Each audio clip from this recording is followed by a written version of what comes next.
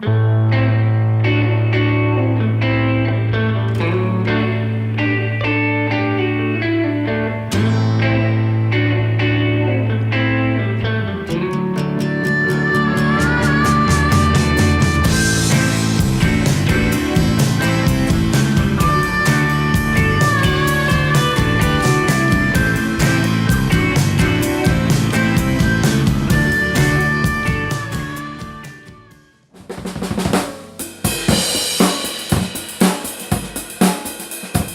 commencé à jouer, j'avais 13 ans. Mes amis s'étaient acheté des guitares, puis tout le monde était sur le punk rock de l'époque, le Green Day, NoFX, Bad Religion, Pennywise, etc. J'ai appris à jouer sur le tas, à l'oreille, puis on a vraiment beaucoup de fun en fait à développer ça à cet âge-là.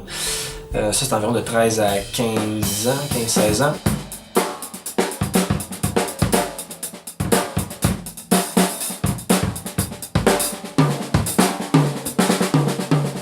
Je me suis fait prendre des cours privés pour un peu me développer parce que je voyais que je tournais un petit peu en rond. J'avais appris tous les rouages du punk rock drumming, disons. Après ça, j'étais au cégep de Drummondville en musique. Puis ensuite, j'étais allé faire mon bac à l'Université de Montréal en interprétation jazz, où que là, j'ai vraiment approfondi le drumming jazz. Vraiment, j'ai beaucoup de plaisir à faire ça.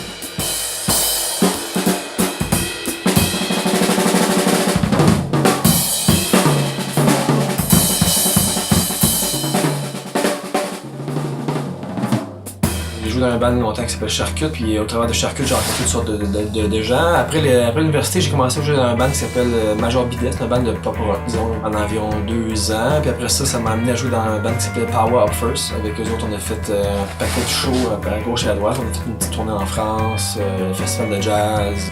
Puis toutes sortes de trucs. Là, j'ai joué après ça un peu avec Alexandre Desilets aussi. Récemment, j'ai joué aussi quand même pas mal avec Paul Cagniello, un chanteur franco-anglo montréalais qui fait du matériel original pas mal cool. Puis je joue maintenant depuis un bout de temps dans un hommage à Johnny Cash avec lequel on se promène partout au Québec.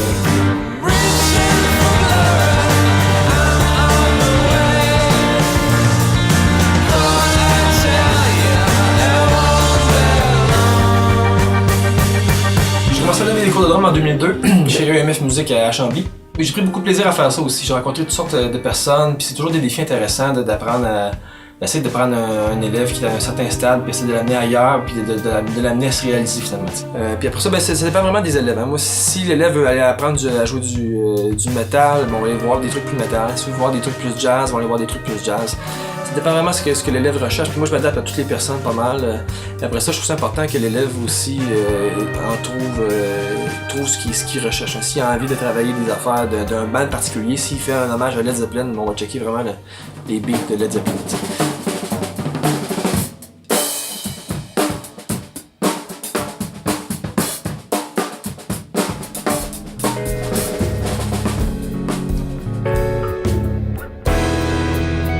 J'ai commencé à écrire pour les magazines de batterie aussi, comme Modern Drummer Magazine, puis Drums, etc.